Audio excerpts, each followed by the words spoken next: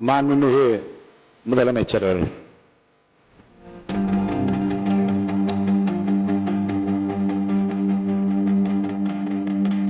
மாண்புமிகு பேரவைத் தலைவர் அவர்களே, மக்களே மக்களுக்காக மக்களால் நடத்தும் ஆட்சி மக்களாட்சி என்றார் அமெரிக்க முன்னாள் குடியரசுத் தலைவர் திரு ஆப்ரஹாம் லிங்கன்.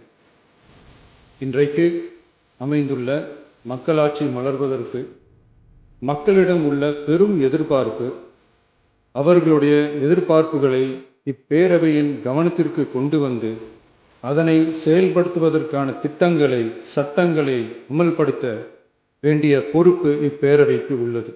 அதிகமான மக்கள் அதிக நன்மைகளை இந்த ஆட்சி காலத்தில் நன்மை பெற்றுள்ளார்கள் என்கிற வகையில் நம்முடைய செயல்பாடுகள் அமைய வேண்டும். இங்கே அனைவரும் சமம்.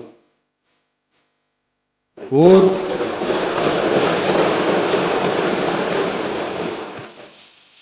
உறுப்பினரை கொண்ட கட்சிகள் இங்கே இடம் பெற்றிருந்தாலும் அவர்களுடைய கருத்துகளுக்கும் அதிக எண்ணிக்கை பெற்ற தமிழக வெற்றி கழக உறுப்பினர்கள் தெரிவிக்கும் கருத்துகளுக்கும் சமமாகவே மதிப்பளிக்கப்பட்டு